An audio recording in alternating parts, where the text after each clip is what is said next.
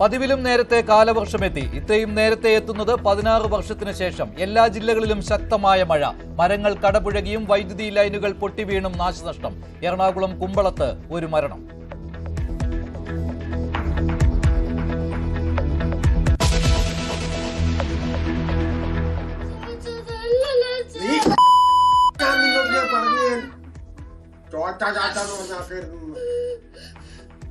കണ്ണൂർ ചെറുപുഴയിൽ മകളെ അതിക്രൂരമായി മർദ്ദിച്ച പിതാവ് അറസ്റ്റിൽ. 8 വയസ്സുകാരിയെ വാക്കത്തികൊണ്ട് വെട്ടാനോങ്ങുന്നതും കുട്ടി കൈകൂപ്പി നിൽക്കുന്നതും വീഡിയോയിൽ. പിണങ്ങിപ്പോയ ഭാര്യയെ തിരികെ കൊണ്ടുവരാനുള്ള പ്രാങ്ക് വീഡിയോ എന്ന വാദം തള്ളി പോലീസ്.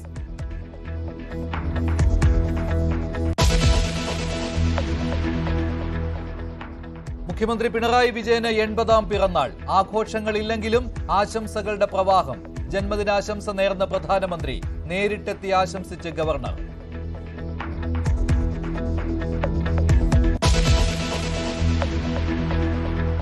അപകീർത്തി കേസിൽ രാഹുൽ ഗാന്ധിക്കെതിരെ ജാമ്യമില്ലാ വാറന്റ്. അമിത്ഷായെ കൊലപാതകിയെന്ന് വിളിച്ചതിന് നേരിട്ട് കോടതിയിൽ ഹാജരാകണം. ജൂൺ 26-ന് ഹാജരാകാൻ ഝാർഖണ്ഡ് കോടതി നിർദ്ദേശം.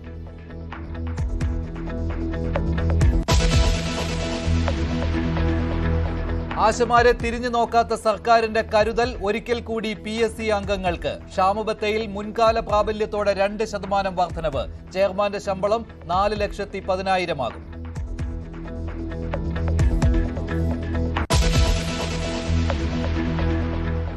രോഹിത് ശർമ്മയുടെ പിൻഗാമിയായി ഇന്ത്യൻ ടീമിനെ നയിക്കാൻ ശുഭ്മാൻ ഗില്ലോ. ഇംഗ്ലണ്ടിനെതിരായ ടീം പ്രഖ്യാപനം അല്പസമയത്തിനകം. ക്യാപ്റ്റനാകാൻ ബുംറയ്ക്ക് തിരിച്ചടി പരുക്ക്. പന്ത് വൈസ് ക്യാപ്റ്റനായേക്കും.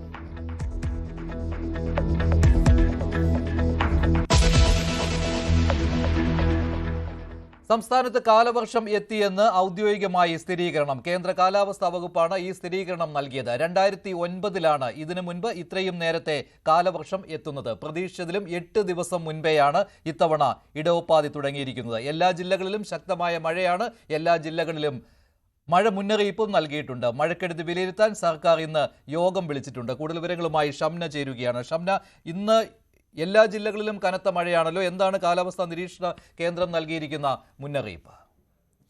മഞ്ജുഷ്, കാലവർഷം മൺസൂൺ കഴിഞ്ഞ 15 വർഷത്തിനിടെ നേരത്തെ എത്തിയിരിക്കുന്നു. ഒപ്പം തന്നെ ഇന്ന് വടക്കൻ കേരളത്തിൽ ഉൾപ്പെടെ അതിശക്തമായ മഴയാണ്. കണ്ണൂർ, കാസർഗോഡ് ജില്ലകൾക്ക് റെഡ് അലർട്ടും തിരുവനന്തപുരം, കൊല്ലം, പത്തനംതിട്ട ഒഴികെ മറ്റെല്ലാ ജില്ലകൾക്കും ഓറഞ്ച് അലർട്ടും ഈ തിരുവനന്തപുരം, കൊല്ലം, പത്തനംതിട്ട ജില്ലകൾക്ക് യെല്ലോ അലർട്ടുമാണ്. അങ്ങനെ മുഴുവൻ ജില്ലകൾക്കും ഇന്ന് മഴ മുന്നറിയിപ്പുണ്ട്. ഒപ്പം തന്നെ നാളെ വടക്കൻ കേരളത്തിൽ ഒന്നാകെ മലപ്പുറം മുതൽ കാസർഗോഡ് വരെയുള്ള മുഴുവൻ ജില്ലകൾക്കും റെഡ് അലർട്ട് പ്രഖ്യാപിച്ചിട്ടുണ്ട്. കഴിഞ്ഞ 15 വർഷത്തിനിടെ മൺസൂൺ ആദ്യമായാണ്. ഒപ്പം തന്നെ അറബിക്കടലിൽ രൂപം കൊണ്ട ന്യൂനമർദ്ദം അത് അതിതീവ്ര ന്യൂനമർദ്ദമായി കൊങ്കൺ തീരത്ത് തീരം തൊട്ടു എന്നതാണ് ഏറ്റവും പുതിയ റിപ്പോർട്ട്. അങ്ങനെയാണെങ്കിൽ മഴ വരും ദിവസങ്ങളിൽ, വരും മണിക്കൂറുകളിൽ തന്നെ ശക്തമാകുമെന്ന മുന്നറിയിപ്പ് കൂടിയുണ്ട്. ഒപ്പം തന്നെ ഈ വളരെ ചുരുങ്ങിയ സമയത്തായിരിക്കും മഴ പെയ്യുക. അത് അതിതീവ്ര മഴയായിരിക്കും. ശക്തമായ കാറ്റിന് സാധ്യതയുണ്ട്. ഈ കള്ളക്കടൽ പ്രതിഭാസത്തിന് ഒപ്പം ഉയർന്ന തിരമാലയ്ക്കൊക്കെ സാധ്യതയുണ്ട്. അതുകൊണ്ട് തന്നെ അതീവ ജാഗ്രത പുലർത്തണമെന്ന നിർദ്ദേശവും കൂടിയുണ്ട്. ഇന്നലെ പെയ്ത മഴയിൽ വൻ നാശനഷ്ടമാണ് തലസ്ഥാനത്ത് ഉൾപ്പെടെ റിപ്പോർട്ട് ചെയ്തത്. ഇതിന്റെ അടിസ്ഥാനത്തിൽ മുഖ്യമന്ത്രി ഇന്ന് ഈ നാശനഷ്ടങ്ങൾ വിലയിരുത്താൻ യോഗം വിളിച്ചു ചേർത്തിട്ടുണ്ട്. ഇന്ന് 5 മണിക്കാണ് യോഗം ചേരുക. മുഖ്യമന്ത്രിയുടെ അധ്യക്ഷതയിൽ മന്ത്രിമാർ, മറ്റ് MLA-മാർ തുടങ്ങി ജനപ്രതിനിധികൾ ഉൾപ്പെടെയുള്ളവർ പങ്കെടുക്കുന്നതായിരിക്കും യോഗത്തിൽ വിശദമായി തന്നെ ഇന്നലെ ഉണ്ടായ നാശനഷ്ടങ്ങൾ, ഇനിയുള്ള മൺസൂണിനെ എങ്ങനെ വരവേൽക്കണം എന്നതടക്കമുള്ള കാര്യങ്ങൾ ചർച്ച ചെയ്യും. അത് അവലോകന യോഗത്തിൽ വിഷയമാകുമെന്നാണ് കരുതപ്പെടുന്നത്. എന്തായാലും മഴ ശക്തമാകുന്നു എന്നതാണ് ഏറ്റവും പുതിയ റിപ്പോർട്ട്. സാധാരണയേക്കാൾ നേരത്തെ എത്തി. ഒപ്പം സാധാരണഗതിയിൽ തെക്കൻ കേരളത്തിലാണ് ആദ്യം മൺസൂൺ എത്തുന്നത്. പിന്നീട് അത് വടക്കൻ കേരളത്തിലേക്ക് വ്യാപിക്കുകയാണ് പതിവ്. എന്നാൽ ഇത്തവണ അങ്ങനെയല്ല. വടക്കൻ കേരളത്തിൽ ആദ്യം മൺസൂൺ എത്തി, പിന്നീട് അത് തെക്കൻ കേരളത്തിലേക്ക് വ്യാപിക്കുകയാണ്. നൽകിയത്. ഇന്ന് മെയ് 24-ന് കാലവർഷം എത്തിയെന്നാണ് കേന്ദ്ര കാലാവസ്ഥാ നിരീക്ഷണ കേന്ദ്രം ഔദ്യോഗികമായി സ്ഥിരീകരിച്ചിരിക്കുന്നത്. 1990-ൽ മെയ് 19-നാണ് കാലവർഷം എത്തിയത്. 2009-ൽ 16 വർഷങ്ങൾക്ക് മുൻപ് കാലവർഷം എത്തിയത് മെയ് 23-നായിരുന്നു. അതിനുശേഷം ഇത്രയും നേരത്തെ കാലവർഷം തുടങ്ങുന്നത് ഇതാദ്യമാണ്. സംസ്ഥാനത്ത് കനത്ത മഴയിൽ വ്യാപകമായി നാശനഷ്ടം ഉണ്ടായിട്ടുണ്ട്. പലയിടത്തും വീടുകൾക്ക് മേൽ മരം വീണ് നഷ്ടം സംഭവിച്ചു. കൃഷിയും നശിച്ചിട്ടുണ്ട്. അട്ടപ്പാടിയിൽ വൈദ്യുതി മുടങ്ങിയിട്ട് 24 മണിക്കൂർ പിന്നിട്ടു.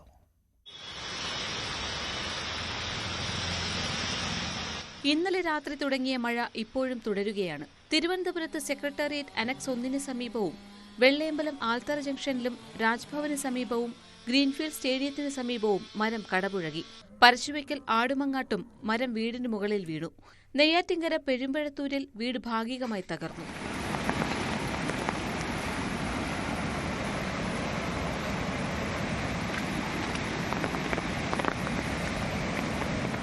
കൊല്ലത്ത് മലയോര മേഖലയിലാണ് നാശനഷ്ടം കൂടുതൽ.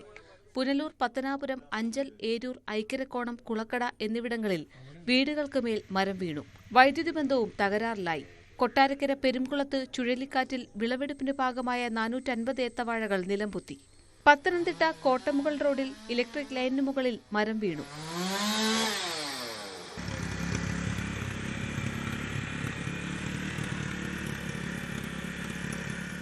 മഴയിലും കാറ്റിലും കോട്ടയം തലനാട് സ്കൂളിന്റെ മേൽക്കൂര തകർന്നു. പാറേച്ചാൽ ബൈപ്പാസിൽ മരം കടപുഴകി ഗതാഗതം തടസ്സപ്പെട്ടു. അട്ടപ്പാടിയിൽ 24 മണിക്കൂറിലധികമായി വൈദ്യുതി ബന്ധം തകരാറിലായിട്ട്. കോഴിക്കോട് പുതിയാപ്പയിലും മരം വീണ് വീടുകൾക്ക് നാശം. നല്ലളം 110 kV സബ്സ്റ്റേഷന്റെ എക്സ്ട്രാ ഹൈടെൻഷൻ ടവറും ചരിഞ്ഞു. ടവറുകൾ പുനഃസ്ഥാപിക്കാൻ നടപടി തുടരുകയാണ്. കാരശ്ശേരിയിൽ 300-ലധികം വാഴ നിലംപതിച്ചു. കാസർഗോഡ് ബീച്ചുകളിലും റാണിപുരം ഉൾപ്പെടെയുള്ള വിനോദസഞ്ചാര കേന്ദ്രങ്ങളിലേക്കും യാത്രാ നിയന്ത്രണം ഏർപ്പെടുത്തി. ക്വാറികൾ പ്രവർത്തനം താൽക്കാലികമായി നിർത്തിവെക്കണമെന്നും ജില്ലാ collector. News desk, news 18. Thiruvananthapuram press ക്ലബിന് സമീപത്തെ തണൽ മരങ്ങൾ യാത്രക്കാർക്ക് ഭീഷണിയാവുകയാണ്. കനത്ത മഴ കാരണം ഇന്ന് രാവിലെ ഈ പ്രദേശത്ത് മരം കടപുഴകി വീണിരുന്നു. തലനാരിഴയ്ക്കാണ് വലിയ അപകടം ഒഴിവായത്. അപകട ഭീഷണി ഉയർത്തുന്ന മരങ്ങളോ മറ്റ് പല സംഭവങ്ങളോ ചൂണ്ടിക്കാണിച്ചാലും അത് അപകടം സംഭവിച്ചതിന് ശേഷം മാത്രം പരിഹരിക്കുന്ന ഒരു സംവിധാനം ഇന്ന് നമ്മുടെ കേരളത്തിൽ നിലനിൽക്കുന്നുണ്ട്. അതിന് ഏറ്റവും വലിയ ഉദാഹരണമായിരുന്നു കോഴിക്കോട് ഈ അടുത്ത് നടന്ന തീപിടുത്തം. അതേപോലെ ഒന്നാണ് ഇന്നലെ തിരുവനന്തപുരത്തുണ്ടായ കനത്ത മഴയും കാറ്റും. ഇന്ന് രാവിലെ നടന്ന പ്രസ് ക്ലബിന് സമീപത്തെ മരം കടപുഴകി വീണ സംഭവത്തിൽ ആർക്കും പരിക്ക് പറ്റാത്തത് ഭാഗ്യം കൊണ്ട് മാത്രമാണ്. അതിന് സമീപത്ത് തന്നെയുള്ള മറ്റു മരങ്ങളും ഇതേപോലെ തന്നെ കടപുഴകി വീഴാൻ കണക്കെ നിൽക്കാൻ തുടങ്ങിയിട്ട് കാലങ്ങളായി. ജനങ്ങളും പരിസരവാസികളും തൊട്ടടുത്ത ഓഫീസുകളിലെ പ്രസ് ക്ലബ്ബ് ഉൾപ്പെടെയുള്ള ഓഫീസുകളിലെ പലരും ഇതിനെപ്പറ്റി പരാതികൾ നൽകിയിട്ടുണ്ടെങ്കിലും വേണ്ട രീതിയിലുള്ള നടപടികൾ സ്വീകരിച്ചിട്ടില്ല. ഇന്നുണ്ടായ അപകടത്തിൽ ജീവഹാനിയോ മറ്റ് നാശനഷ്ടങ്ങളോ ഇല്ലാതിരുന്നത് ജനങ്ങളുടെയും മറ്റുള്ളവരുടെയും ഭാഗ്യം കൊണ്ട് മാത്രമാണ്. എനിക്ക് പിറകിൽ കാണുന്ന മരങ്ങളാണ് ഇത്തരത്തിൽ അപകട ഭീഷണി ഉയർത്തി നിൽക്കുന്നത്. പ്രസ് ക്ലബിന്റെ എതിരെയുള്ള സൈഡുകളിൽ ഇരിക്കുന്ന മരങ്ങളെല്ലാം അപകട സൂചകമായി നിലനിൽക്കുകയാണ്. കാറ്റും മഴ വരുമ്പോൾ ഓരോ വൃക്ഷങ്ങളും ഇങ്ങനെ കടപുഴകി വീഴുകയാണ്. ഇപ്പോൾ തന്നെ അത് നോക്കിയാൽ തന്നെ എല്ലാ വൃക്ഷങ്ങളും റോഡിലോട് ചാഞ്ഞ് എപ്പോഴാണ് ഇത് വീഴത്തക്ക രീതിയിൽ നിൽക്കുകയാണ്. പ്രസ് ക്ലബിന് സമീപത്തെ ഈ മരങ്ങൾ ഈ ഭാഗത്തെ വാഹന സഞ്ചാരത്തിനടക്കം സൃഷ്ടിക്കുന്ന ബുദ്ധിമുട്ടുകൾ നിരവധിയാണ്. പലതവണ ട്രാൻസ്പോർട്ട് ബസ്സും ലോറികളും ഇത്തരം മരങ്ങളിലിടിച്ച് അപകടങ്ങൾ സംഭവിച്ചിട്ടുണ്ട്. പണം കായ്ക്കുന്ന മരങ്ങളാണെങ്കിലും ജീവനും സ്വത്തിനും ഭീഷണിയാവുകയാണെങ്കിൽ അവ മുറിച്ചു മാറ്റുക തന്നെ വേണം. ക്യാമറാമാൻ അരുണിനോടൊപ്പം സാരംഗ് സുധാകരൻ, ന്യൂസ് 18, തിരുവനന്തപുരം. എറണാകുളം കണ്ണമാലിയിൽ കടൽക്ഷോഭം രൂക്ഷമാവുകയാണ്. ചെല്ലാനത്തെ പോലെ ടെട്രോപാഡ് നിർമ്മിക്കണമെന്നാണ് നാട്ടുകാർ ആവശ്യപ്പെട്ടിരിക്കുന്നത്. കടൽഭിത്തി നിർമ്മാണം എത്രയും വേഗം പൂർത്തിയാക്കണമെന്നാവശ്യപ്പെട്ട് സ്ത്രീകളും കുട്ടികളും കടലിൽ ഇറങ്ങി പ്രതിഷേധിച്ചു. പുനർനിർമ്മിക്കൂ സർക്കാരെ. കാലവർഷത്തിന്റെ തുടക്കത്തിൽ തന്നെയാണ് എറണാകുളത്തിന്റെ തീരമേഖലയിൽ പ്രത്യേകിച്ച് ചെല്ലാനവും കണ്ണമാലിയും പോലുള്ള രൂക്ഷമായ രീതിയിൽ തന്നെ കടലാക്രമണം അനുഭവപ്പെടുന്നത്. ചെല്ലാനത്തെ ടെട്രാപോഡുകൾ നിരത്തി വളരെ സുരക്ഷിതമായി സംരക്ഷിക്കുമ്പോൾ അതിനിപ്പുറത്തേക്കും അത് നീട്ടുവാനുള്ള പദ്ധതികൾ ഉണ്ടായിരുന്നു. കണ്ണമാലി എല്ലാം തന്നെ കവർ ചെയ്തു പോകുന്ന രീതിയിൽ. പക്ഷെ അത് പ്രാവർത്തികമായില്ല. നമ്മൾ കാണുന്നത് ഇവിടെ എല്ലാം തന്നെ ഈ കടൽഭിത്തി മുറിഞ്ഞ ഇടങ്ങൾ ഒട്ടനവധി മേഖലകളായിട്ട് കടൽഭിത്തി മുറിഞ്ഞിട്ടുണ്ട്. അത് നേരത്തെ ഉണ്ടായിരുന്നതാണ്. കരിങ്കല്ലും എല്ലാം തന്നെ ഉണ്ടായിരുന്നത്. അതെല്ലാം തന്നെ മുറിഞ്ഞ ഒരു അവസ്ഥയിലേക്ക് പോയിരിക്കുന്നു.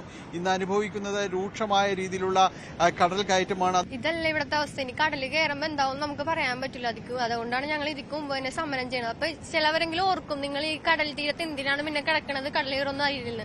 പക്ഷെ ശരിക്കും പറഞ്ഞാൽ നമുക്ക് ഇവിടെ നിന്ന് വേറെ എങ്ങോട്ട് പോയാലും നമുക്ക് ശാശ്വതമായ ഒരു സാഹചര്യം കിട്ടൂല. നമ്മുടെ വീട് പോലെ നമുക്ക് എത്ര പണം തന്നാലും നമുക്ക് വേറൊരു സ്ഥലത്ത് പോയി വീട് വെച്ച് കഴിയാനോ പറ്റൂല. ക്ലാസ്സിൽ പോകുമ്പോ ഞങ്ങള് സൈക്കിളിനാണ് മിക്കവരും പോണത് ഇവിടെ. അപ്പൊ പോണ സമയത്ത് തെങ്ങൊക്കെ ഇടിഞ്ഞ് വീണ് ഞങ്ങൾ ഭയങ്കരമായിട്ട് ബുദ്ധിമുട്ടിട്ടുണ്ട്. എന്നിട്ട് ഞങ്ങൾക്ക് ക്ലാസ്സിൽ ചെന്ന് ബാഗ് ഉണക്കാൻ വെച്ച് അങ്ങനത്തെ അവസ്ഥയൊക്കെ ഉണ്ടായിട്ടുണ്ട്. ഇനി ഒരു 6.5 കിലോമീറ്ററോളം ഉണ്ട്. ഇവിടുന്ന് പറയാനാണെങ്കിൽ ഇപ്പൊ പുത്തനോട് ബീച്ച് വരെ ടെട്രോപോഡ് വന്നിരിക്കുന്നത്. പുത്തനോട് കഴിഞ്ഞ് മാനാശ്ശേരി വരെ ഒരു 6.5 കിലോമീറ്ററോളം ഉണ്ട്. ഈ ഭാഗങ്ങളിലാണ് സുരക്ഷിതമായിട്ടുള്ള പുലിമുട്ടുകൾ അല്ലെങ്കിൽ ടെട്രോപോഡ് വേണ്ടത്. കാരണം ഇവിടെയാണ് ഏറ്റവും കൂടുതൽ ശക്തമായ കടൽ തിരമാലകൾ ആഞ്ഞടിക്കുന്നത്. ഇനി അങ്ങോട്ട് വരുന്ന കാലവർഷം അതിനെ എങ്ങനെ പ്രതിരോധിക്കണം, എങ്ങനെ അതിജീവിക്കണമെന്ന് അറിയാത്തവർ തന്നെയാണ്, അങ്ങനെ ആശങ്കയിൽ കഴിയുന്നവരാണ് ഈ കണ്ണമാലിയും ചെല്ലാനം പോലുള്ള മേഖലയിലുള്ളത്. അടിയന്തരമായ ഇടപെടലുകൾ ഇവിടെ ആവശ്യമാണ്. ക്യാമറമാൻ ഷംലാലിനൊപ്പം ഡാനി പോൾ, ന്യൂസ് 18 കൊച്ചി. കണ്ണൂർ ചെറുപുഴയിൽ 8 വയസ്സുകാരിക്ക് അച്ഛന്റെ ക്രൂരമർദ്ദനം. പ്രാപ്പോയിൽ സ്വദേശിയായ ജോസിനെ പോലീസ് കസ്റ്റഡിയിലെടുത്തിട്ടുണ്ട്. പിണങ്ങിപ്പോയ അമ്മ മടങ്ങി വരാനായി എടുത്ത പ്രാങ്ക് വീഡിയോ ആണിതെന്നാണ് മൊഴി. സംഭവത്തിൽ ബാലാവകാശ കമ്മീഷൻ കേസെടുത്തു.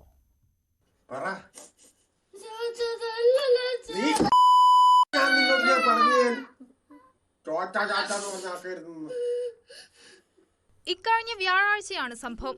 പൊപ്രയിൽ സ്വദേശി മാമച്ചൻ എന്ന ജോസാണ് 8 വയസ്സുള്ള മകളെ ക്രൂരമായി മർദ്ദിച്ചത്. ദൃശ്യങ്ങൾ സമൂഹ മാധ്യമങ്ങളിൽ വ്യാപകമായി പ്രചരിച്ചതോടെ പോലീസ് അന്വേഷണം തുടങ്ങി. 12-കാരനായ മകനാണ് മർദ്ദിക്കുന്ന വീഡിയോ പകർത്തിയത്. മാസങ്ങൾക്ക് മുൻപ് പിണങ്ങിപ്പോയ അമ്മ മടങ്ങി വരാനായി എടുത്ത പ്രാങ്ക് വീഡിയോ ആണിതെന്നാണ് ആദ്യം കുട്ടികൾ പോലീസിന് മൊഴി നൽകിയത്.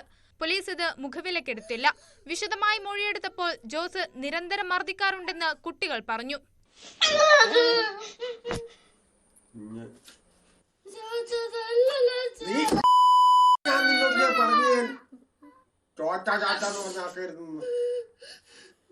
എന്റെ അമ്മയെ വേണോ നിനക്ക് എന്നെ വേണോ? എന്താ സംഭവം?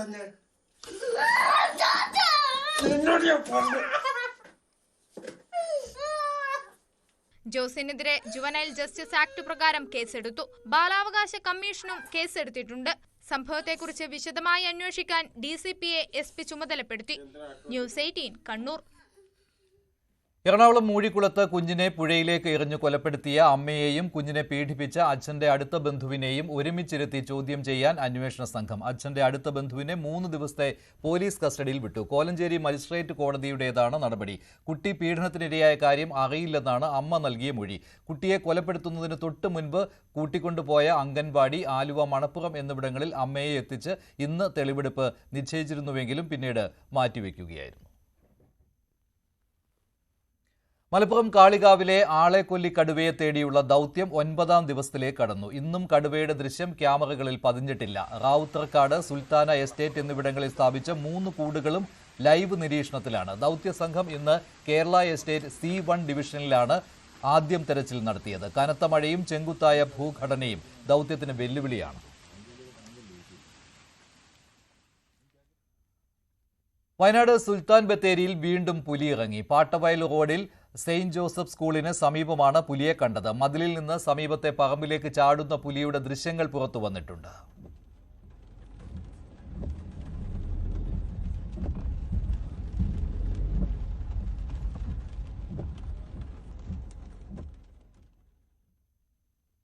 വന്യജീവി ആക്രമണത്തിൽ വനം വകുപ്പിനെയും വനം മന്ത്രിയെയും ഒറ്റതിരിഞ്ഞ് ആക്രമിക്കുന്നുവെന്ന് മന്ത്രി AK ശശീന്ദ്രൻ. ജനങ്ങൾ ഇത് തിരിച്ചറിയണം. കേന്ദ്ര നിയമപ്രകാരം പ്രവർത്തിക്കുന്ന സംസ്ഥാനത്തെ ഏക വകുപ്പ് ഇതാണെന്നും സംസ്ഥാനത്ത് മറ്റൊരു വകുപ്പിനും ഈ പ്രതിസന്ധി ഇല്ലെന്നും AK ശശീന്ദ്രൻ പറഞ്ഞു.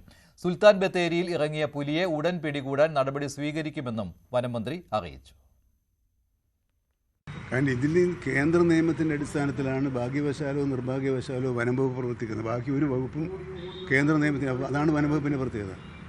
നമ്മുടെ സർക്കാരിലെ കേന്ദ്ര നിയമത്തിൻ്റെ പരിധിയിൽ നിന്നുകൊണ്ട് മാത്രം പ്രവർത്തിക്കുന്ന ഏക വകുപ്പ് വനം വകുപ്പാണ്. അപ്പോൾ അതിൻ്റെ പരിമിതി മറ്റു വകുപ്പുകളിൽ നിന്ന് വ്യത്യസ്തമായി വനം വകുപ്പിനുണ്ട് എന്ന യാഥാർത്ഥ്യം ഇപ്പോൾ ചിലർ പറഞ്ഞു തുടങ്ങിയിട്ടുണ്ട്. ആ യാഥാർത്ഥ്യം കൂടി ബോധ്യപ്പെടുത്തി അതിനുവേണ്ടി കൂടി കൂട്ടായ സമ്മർദ്ദം ചെലുത്തുക മാത്രമാണ് കേന്ദ്രത്തിൽ നിന്ന് അനുവാദം കിട്ടാനുള്ള ഏക മാർഗം. പ്രതിഷേധം വനം വകുപ്പ് മന്ത്രിയിൽ മാത്രമായി ഒറ്റപ്പെടുത്തി കേന്ദ്രീകരിച്ചാൽ പരിഹാരം കാണാൻ കഴിയുമെന്നൊരു തെറ്റായ ധാരണ വെച്ച് പുറത്തുണ്ടെങ്കിൽ കൂട്ടായ ശ്രമത്തിലൂടെ മാത്രമേ ഇത് പരിഹരിക്കാൻ കഴിയുമെന്ന് ദയവായി അവർ മനസ്സിലാക്കണം. വനം വകുപ്പിനെയും വനം വകുപ്പ് മന്ത്രിയെയും മാത്രം ഒറ്റപ്പെടുത്തി പ്രശ്നത്തിന് പരിഹാരം കാണാൻ കഴിയുമെന്ന് ധരിക്കുന്നത് കാര്യങ്ങൾ ശരിക്കും മനസ്സിലാക്കാത്തത് കൊണ്ടാണെന്ന് മാത്രമേ ഞാൻ പറയുള്ളൂ. അല്ല, അത് നമ്മൾ പിടിക്കാനുള്ള ശ്രമങ്ങൾ നടത്തും. നമുക്ക് ഇത് അവരെ പിടിക്കാനല്ലേ പറ്റുള്ളൂ. ഇപ്പോഴത്തെ നിയമത്തിൽ പിടിച്ച് മയക്കുവെടി വെച്ചോ കൂട് വെച്ചോ കുങ്കിയാനി ഉപയോഗിച്ചോ ഇന്ന് ലഭ്യമായ എല്ലാ ഉപകരണങ്ങളും ഉപാധികളും ഉപയോഗിച്ചുകൊണ്ട് ഇവയെ പിടികൂടാനുള്ള ശ്രമം. ഇപ്പോൾ മലപ്പുറം കരളായി തന്നെ ഇപ്പോൾ 10 ദിവസമായില്ലേ അന്വേഷണം പരിശോധന. ആ പരിശോധനയ്ക്ക് ഒരു കുറവും വരുത്തുന്നില്ലല്ലോ. PSC അംഗങ്ങളുടെ ക്ഷാമബത്ത കൂട്ടി സർക്കാരിന്റെ ഉത്തരവ് 53-ൽ നിന്ന് 55% ക്ഷാമബത്ത കൂട്ടിയത്. കേന്ദ്ര സർക്കാർ ജീവനക്കാരുടേതിന് തുല്യമായാണ് ക്ഷാമബത്തയിൽ വർധനവ് വരുത്തിയിരിക്കുന്നത്. PSC അംഗങ്ങൾക്ക് വീണ്ടും സർക്കാരിന്റെ കരുതൽ. ഇത്തവണ ക്ഷാമബത്തയാണ് വർദ്ധിപ്പിച്ചു നൽകിയത്. അതും ജനുവരി മാസത്തെ മുൻകാല പ്രാബല്യത്തോടെ. 5 മാസത്തെ കുടിശ്ശിക പണമായി തന്നെ കയ്യിൽ നൽകാനും ധനവകുപ്പിന്റെ ഉത്തരവിൽ പറയുന്നു. കടുത്ത സാമ്പത്തിക പ്രതിസന്ധിക്കിടെ PSC അംഗങ്ങളുടെ ശമ്പളം ഇരട്ടിയോളം വർദ്ധിപ്പിച്ചിരുന്നു. അത് വലിയ വിവാദമായെങ്കിലും സർക്കാർ കാര്യമാക്കിയില്ല. പിന്നാലെ PSC അംഗങ്ങളായ സർക്കാർ ജീവനക്കാർക്ക് പെൻഷനും വർദ്ധിപ്പിച്ചു നൽകി. പുതിയ ഉത്തരവോടെ ചെയർമാന്റെ ക്ഷാമബത്ത 1,23,255 രൂപയായി ഉയർന്നു. അടിസ്ഥാന ശമ്പളം 2,24,100 രൂപയാണ്.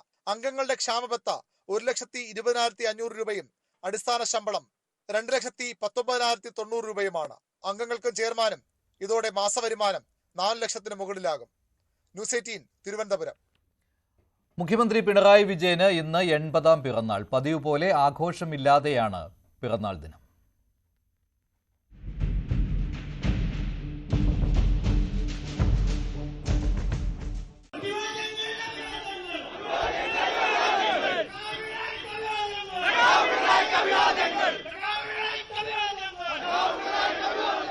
കാർക്കശ്യമുള്ള പാർട്ടി സെക്രട്ടറിയിൽ നിന്ന് ജനകീയനായ നേതാവിലേക്കുള്ള പരിണാമകാലമായിരുന്നു കഴിഞ്ഞ ഒരു പതിറ്റാണ്ട് പിണറായി വിജയന്.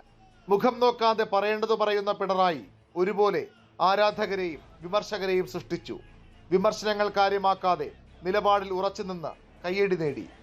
2016-ൽ VSന്റെ പിൻഗാമിയായി മുഖ്യമന്ത്രി സ്ഥാനത്തേക്ക് മറ്റൊരു പേരില്ലായിരുന്നു CPM-ന്. ഒരു തവണ കൂടി മുഖ്യമന്ത്രിയാകാൻ മോഹിച്ച VSനെ കൊണ്ട് തന്നെ പാർട്ടി പിണറായിയുടെ പേര് പറയിച്ചു. പിന്നെ സർക്കാരിലും CPM-ലും പിണറായി കാലം. പ്രളയവും കോവിഡും പിണറായി എന്ന മുഖ്യമന്ത്രിയുടെ കരുതൽ കേരളം അറിഞ്ഞ നാളുകളായിരുന്നു. PR എക്സസൈസ് എന്ന് എതിരാളികൾ വിമർശിച്ചെങ്കിലും അണികളും ആരാധകരും പിണറായിക്ക് ചാർത്തി നൽകിയത് കേരളത്തിന്റെ ക്യാപ്റ്റൻ പട്ടം.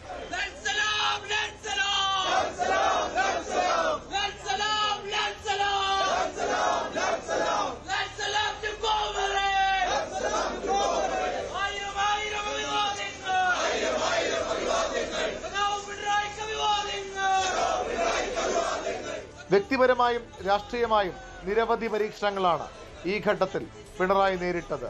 എല്ലാം മറികടന്ന് തുടർഭരണമെന്ന അത്ഭുതം കൂടി സൃഷ്ടിച്ചതോടെ പിണറായി കേരള രാഷ്ട്രീയത്തിലെ നമ്പർ 1 നേതാവായി ഉയർന്നു. അണികളുടെ ആശയും ആവേശവുമായി.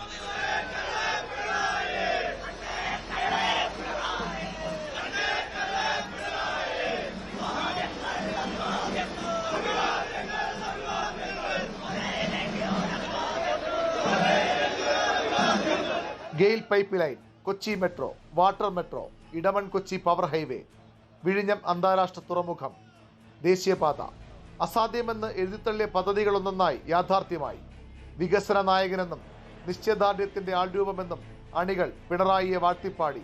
പിണറായി സ്തുതികളുമായി തിരുവാതിരയും സംഘഗാനവും ഡോക്യുമെന്ററികളും നിർമ്മിക്കപ്പെട്ടു.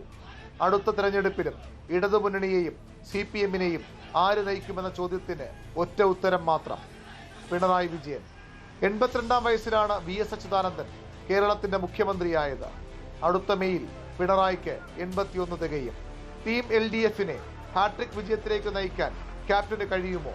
കഴിഞ്ഞാൽ ആർക്കും എത്തിപ്പിടിക്കാനാകാത്ത രാഷ്ട്രീയ ഉയരത്തിലാകും പിണറായി വിജയന്റെ ഇരിപ്പിടം.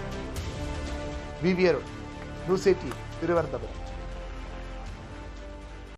മുഖ്യമന്ത്രിക്ക് പിറന്നാൾ ആശംസകളുമായി നേതാക്കൾ. പ്രധാനമന്ത്രി നരേന്ദ്രമോദി, ഗവർണർ രാജേന്ദ്ര അർലേക്കർ, കേന്ദ്രമന്ത്രി നിതിൻ ഗഡ്കരി, തമിഴ്നാട് മുഖ്യമന്ത്രി MK സ്റ്റാലിൻ തുടങ്ങിയവർ മുഖ്യമന്ത്രിക്ക് പിറന്നാൾ ആശംസകൾ നേർന്നു. ക്ലിഫ് ഹൌസിൽ എത്തി മുഖ്യമന്ത്രിയെ പൊന്നാട അണിയിച്ച ഗവർണർ വിളക്കും സമ്മാനിച്ചു. പ്രിയ സഖാവ് പിണറായി വിജയന് ഹൃദയം നിറഞ്ഞ പിറന്നാൾ ആശംസകൾ നേരുന്നുവെന്നാണ് MK സ്റ്റാലിന്റെ ഫേസ്ബുക്ക് പോസ്റ്റ്.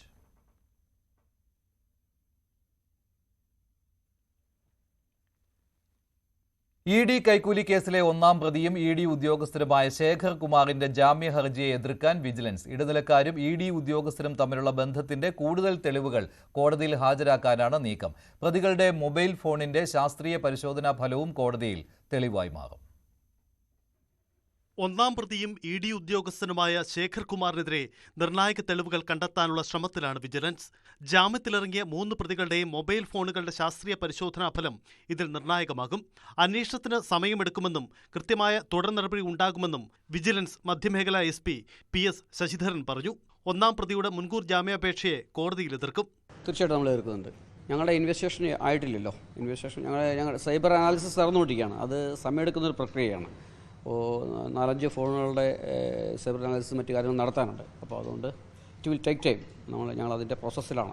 രണ്ടാം പ്രതി വിൽസൺ, മൂന്നാം പ്രതി മുകേഷ്, നാലാം പ്രതി രഞ്ജിത്ത് വാര്യർ എന്നിവരുടെ മൊബൈൽ ഫോണിലെ വാട്സപ്പ് ചാറ്റുകളും ശബ്ദ സന്ദേശവും പ്രധാന തെളിവായി മാറും. കേസിലെ ഒന്നാം പ്രതി ED assistant director Shekhar Kumar ഇന്നലെയാണ് മുൻകൂർ ജാമ്യാപേക്ഷയുമായി ഹൈക്കോടതിയെ സമീപിച്ചത്. പരാതിക്കാരനെതിരെ നിരവധി ക്രിമിനൽ കേസുകൾ ഉണ്ടെന്നും അന്വേഷണം വഴിതെറ്റിക്കാനാണ് കൈക്കൂലി ആരോപണം ഉന്നയിക്കുന്നത് എന്നതാണ് അപേക്ഷയിൽ പറയുന്നത്.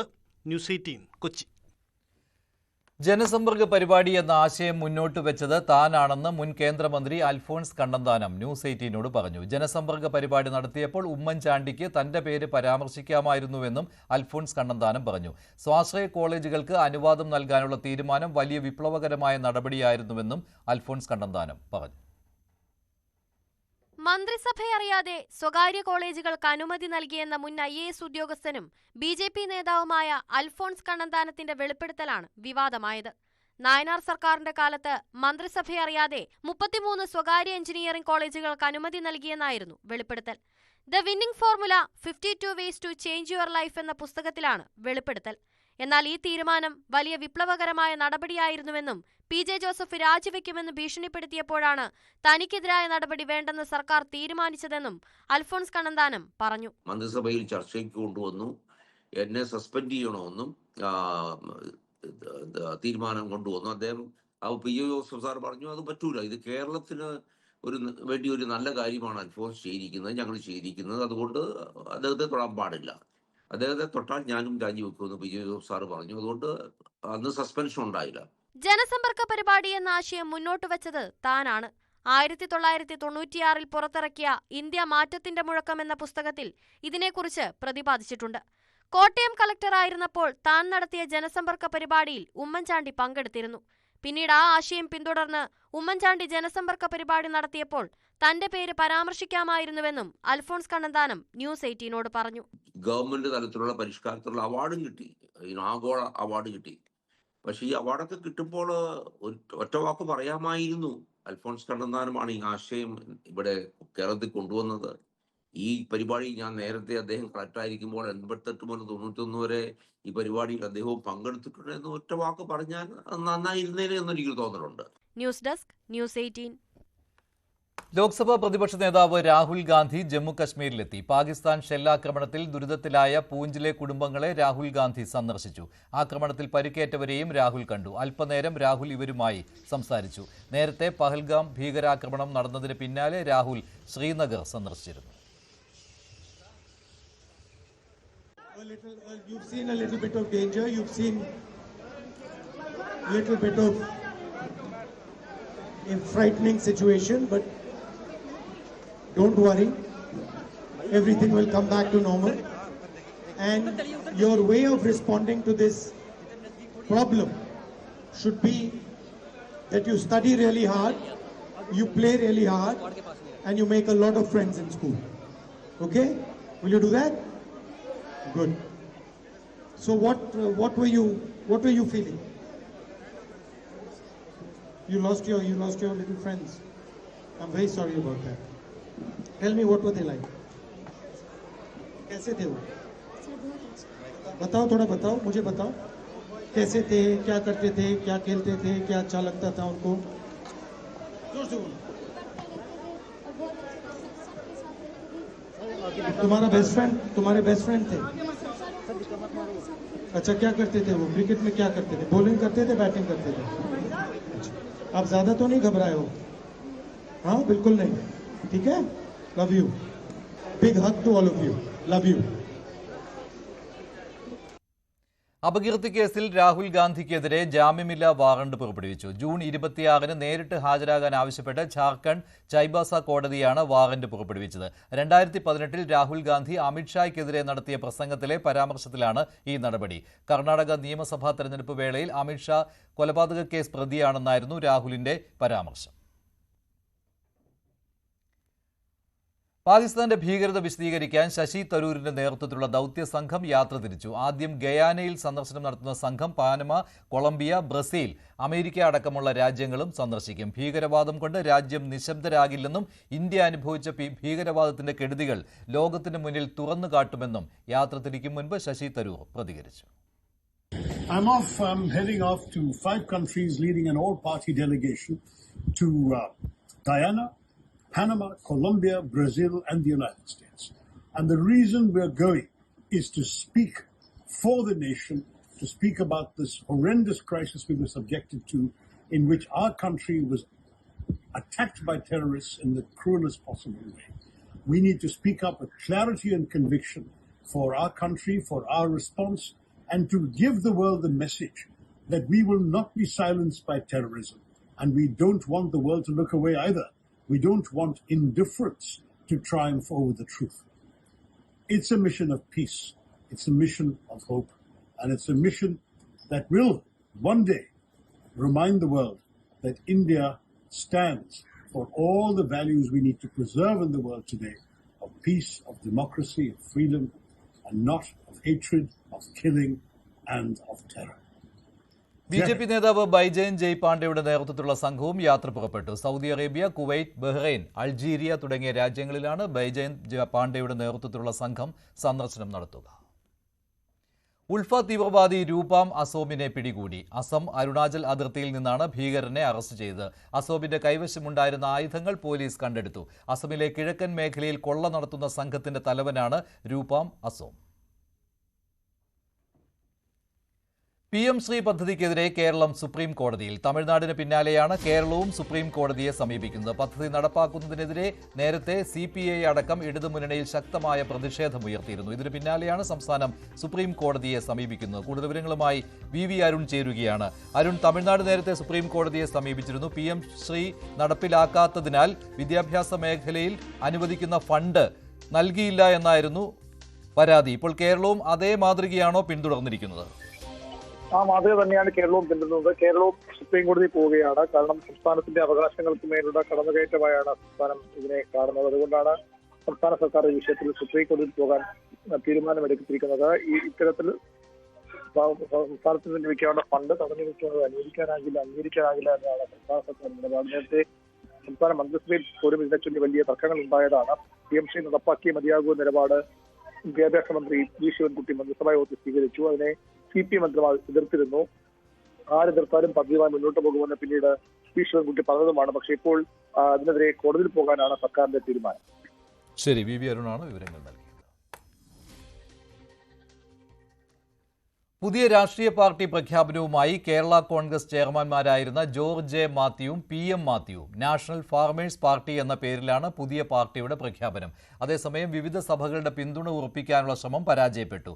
പാർട്ടി വൈകാതെ NDA പാളയത്തിൽ എത്തുമെന്നാണ് സൂചന.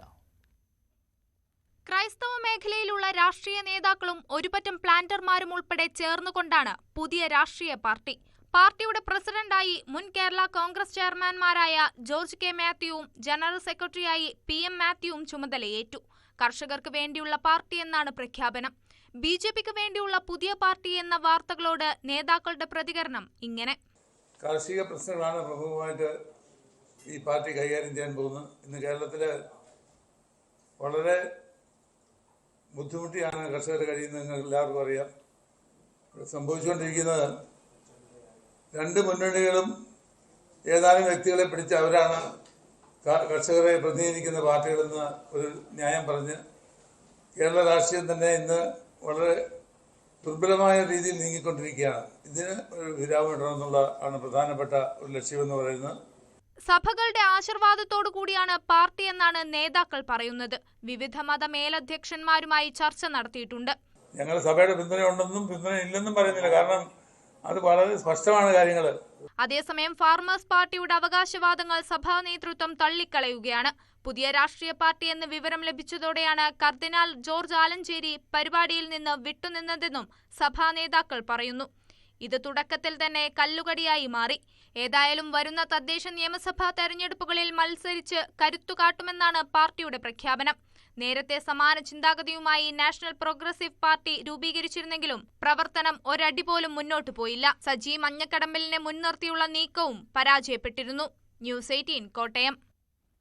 ഇടവേളയ്ക്ക് ശേഷം സകലമാന കേരളം ആര്യ ചേരും.